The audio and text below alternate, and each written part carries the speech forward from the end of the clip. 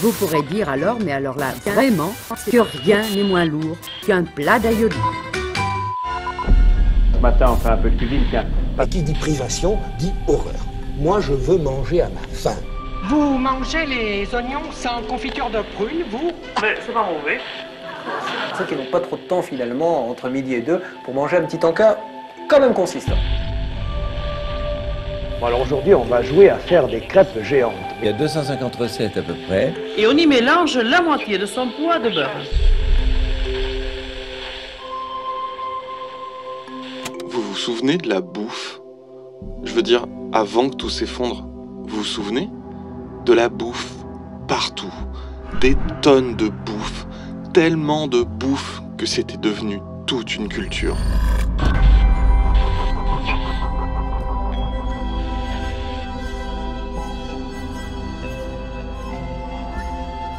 On prétend que Porthos avait le plus solide appétit. Un cochon entier ne lui faisait pas peur. Qu'est-ce qu'on était bien avant que le monde se casse la gueule. On manquait de rien. La corne d'abondance. On en aurait presque oublié le temps où la nourriture c'était avant tout un besoin, quelque chose qui pouvait se faire rare. Un temps pas si lointain pourtant, comme s'en souvenaient encore, dans leur chair même, nos anciens ayant connu les affres d'une bonne grosse guerre. Mais voilà, il avait suffi d'une ou deux générations de rien du tout pour oublier toute l'histoire d'une humanité qui ne prenait pas un ventre plein pour acquis. Enfin, l'abondance, pas pour tout le monde, hein. Pendant la première grève politique de l'histoire soviétique, évidemment, les pénuries se sont aggravées. Mais après tout, on pouvait bien s'offusquer des privations dans d'affreuses dictatures, pas de quoi en faire un régime ici. Et quelques images de famine à l'autre bout du monde, ça tire une petite larme de temps en temps. Pas de quoi couper l'appétit quand même. D'ailleurs, comme le disaient nos vieux, il y a des petits-enfants qui meurent de faim en Afrique, alors finis ton assiette. De la bouffe, nous, on en avait tellement. On pouvait se permettre un petit geste de temps en temps, mais à part ça, quand l'appétit va, tout va. Et l'appétit, il allait tellement bien que manger, c'était pas juste manger. Ah non, manger, c'était un plaisir, c'était un art. Les petits plats confectionnés chez soi, c'est bien, mais avouez que les temples de la gastronomie restent tout de même les restaurants. La culture de la table, affranchie des impératifs de rareté, elle pouvait se faire créative et pointilleuse, se permettre des règles de bon goût, des codes de bonne tenue et des méthodes complexes. Bref, trêve de subsistance, place à la gastronomie. L'homme civilisé pouvait se faire difficile. Je déplore le grignotage, la barre chocolatée de merde à 10h du matin, le cornet de pommes frites et que ça à midi, ou le sandwich de mauvais pain avec un jambon polyphosphaté. C'est ça qu'il faut éviter à tout prix. À la fin même, la culture de la cuisine avait ses grands artistes, de véritables rockstars. On les appelait même des chefs, c'est vous dire. Elle avait ses hauts lieux, comme au temps de Louvre de la Boostify. Elle avait ses écoles, ses modes et ses courants, surtout en France. Parce que, entre nous, la cuisine anglaise...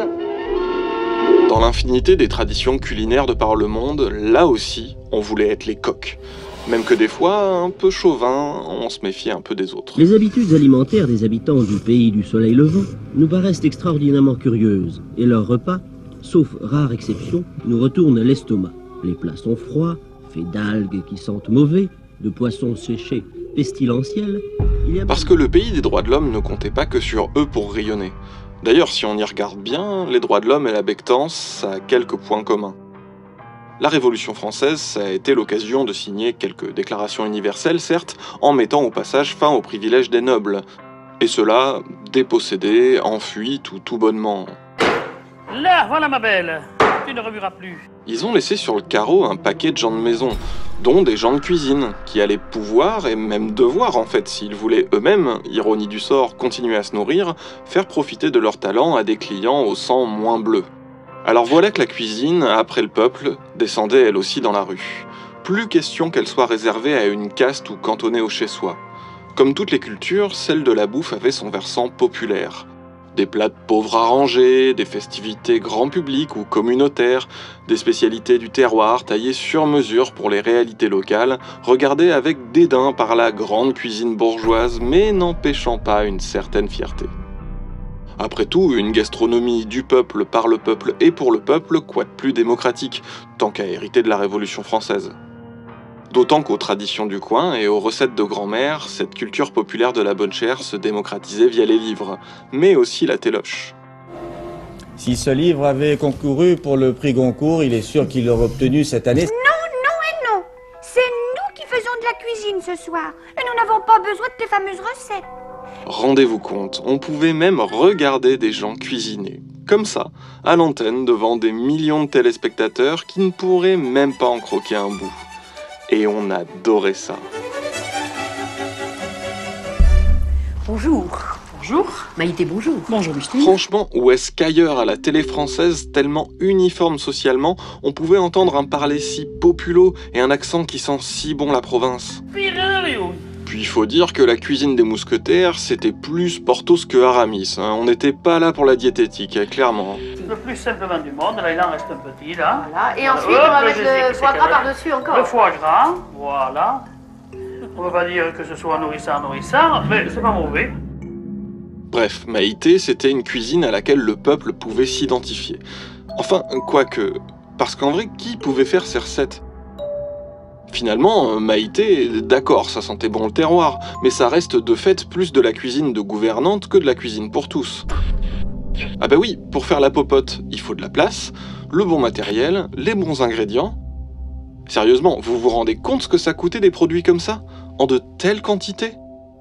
Et il faut le savoir faire aussi, et surtout, du temps. Je promets de penser de temps en temps à Madame Combe et d'oublier ma dextérité à ouvrir les boîtes de conserve.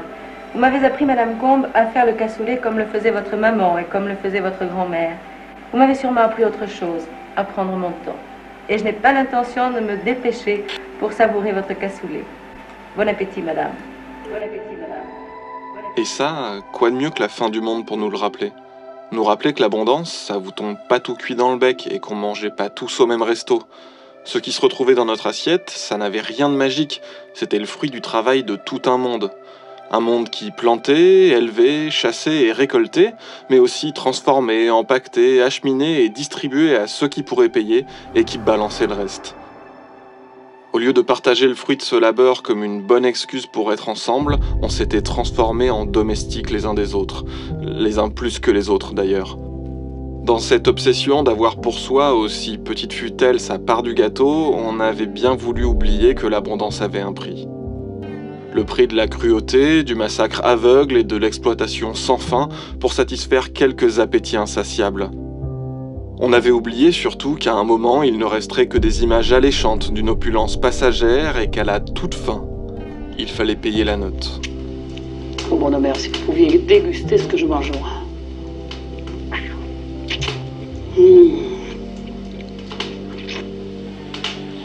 Mon Dieu, que je voudrais construire à ma place.